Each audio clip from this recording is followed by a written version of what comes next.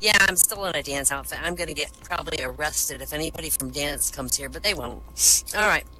So the priest of this small village was really fond of his flock of 10 hens, and he kept them all in a hen house behind the parish.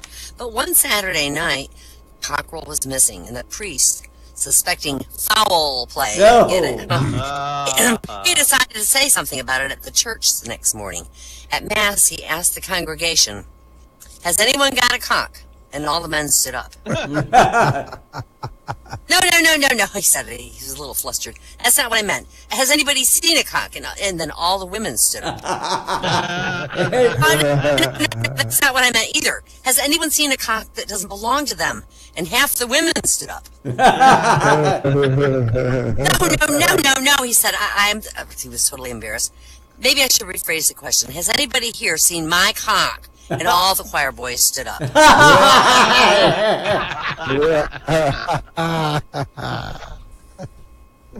This nun and preacher were riding camels in the desert, and suddenly both the camels dropped dead. The preacher turned to the nun and said, "Look, we're going to die. I've got one request. I have never seen the female body. Would you show me yours?" And the nun said, "Well, I will, but I want to see you naked too." And as they stood there in the hot desert, buck naked, the nun pointed to his Johnson and asked him, "What does that do?" And the preacher, he didn't really know how to say it, so he goes, "Well, it gives life." And the nun goes, "Well, what the hell are you waiting for? Put the damn thing in the camel so we can get the hell out of here."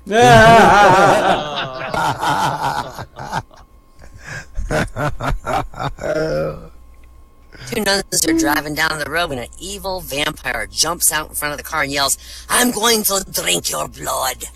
Terrified, the nun says to the other passenger nun, "Quick, get out of your cross."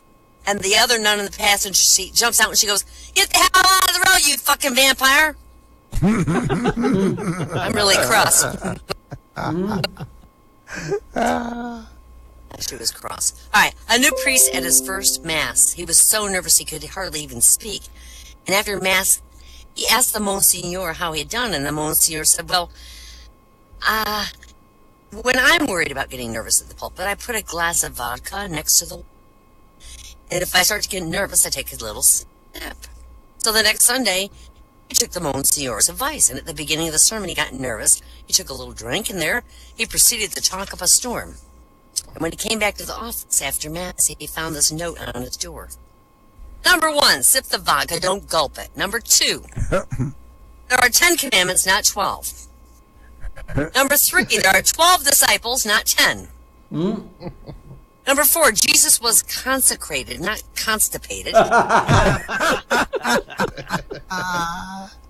Number 5, Jacob wagered his donkey. He did not bet his ass. Number 6, we do not refer to Jesus Christ as the late JC. Number 7, the Father, the Son, and the Holy Ghost are not referred to as Daddy Jr. and the Spook.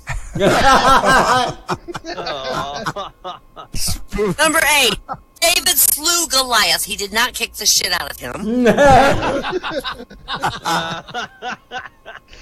Number 9, when David was hit by a rock and was knocked off his donkey, don't say he was stoned off his ass. Didn't make me think about it. Yeah, Wow. Number 10, we do not refer to the cross as the big T. Teen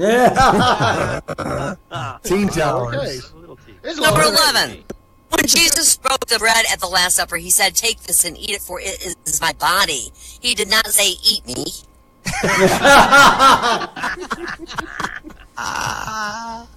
Number 12, the Virgin Mary is not Mary with a cherry. Number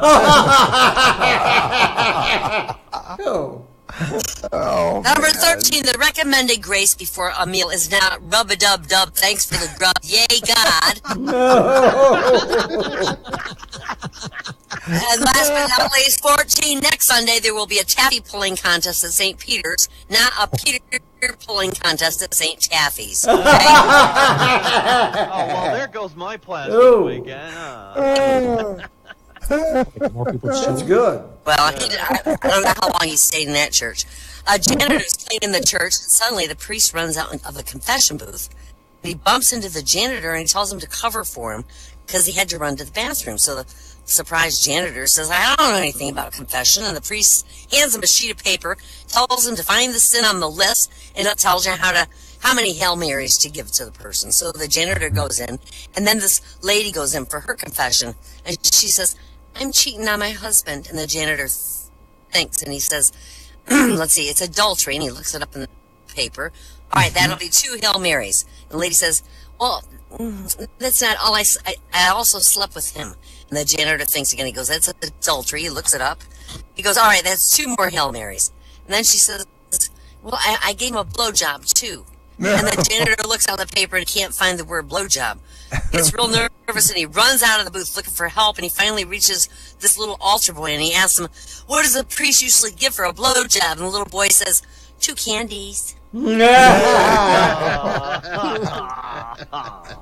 my God. That's terrible. That's awful. A drunken man staggers into a Catholic church and he sits down on a confession box, but he doesn't say anything. And the priest is bewildered, coughs, trying to get his attention, but the man still says nothing. And then the priest knocks on the wall 3 times and trying to get the guy to talk again. And finally the drunk says, no use knocking, mate. There's no paper in the side either. Give me a Sears catalog. Yeah. Anybody got change for 20? Yeah, your hand to mine. Johnny, George, and Bert are driving along in their pickup when they saw a sheep caught in a fence with its hind end up in the air. And Bert said, I wish that was Sharon Stone. And George says, I wished it was Jemmy Moore. Little Johnny says, wish it was dark. Smart kid. Oh, God. The local yokel got married, and his honeymoon was the first time he'd been off the farm. And he'd saved for 20 years for this real classy hotel. And checking in, he said, me and the new wife would like to hire your best room for... Certainly, sir, says the receptionist. Would you like the bridal? And the yokel looked a little uncertain. He goes, no, I reckon I'll just hang on to her ears till she gets the hang of it.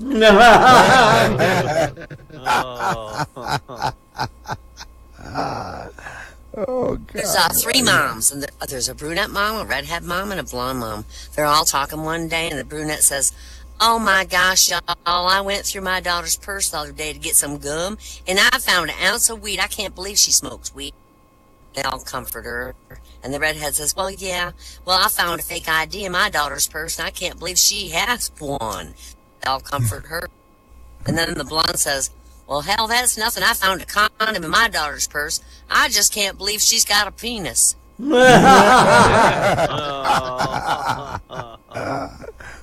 Oh. This guy comes home to his wife after he's golfed all day, and the wife says, honey, how come you never play with Bob? And the man says, would you want to play with a man who cheats all the time, lost his ball, pulls one out of his pocket saying he found it, a man who really got a 7 but marks down a 5, a man who takes 3-foot gimmies? The wife goes, no, I wouldn't. And the man says, well, neither would Bob.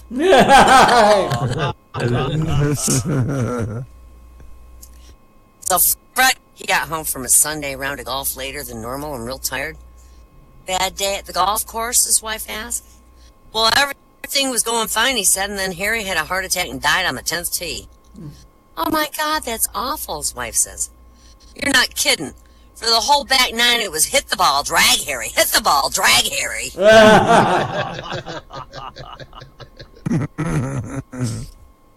One day, a guy's out playing golf, and he sliced his shot off into a patch of buttercups.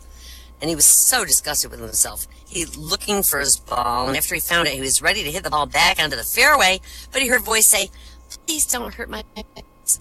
Startled, looked around to find where the voice came from, prepared again to hit the golf ball. And he heard, please don't hurt my buttercups. This time the man looked to find the source, and he saw a little leprechaun standing by him. The little man, he spoke to him. He goes, please, sir, if you'll kindly pick up your ball and throw it up into the fairway, instead of hitting it with your club, I'll reward you with a year's supply of butter for free. The man thought about it for a minute, and then he said, "It's a really fine offer, but I just got one question for you. Where were you last week when I hit my ball into the pussy willows?" Oh.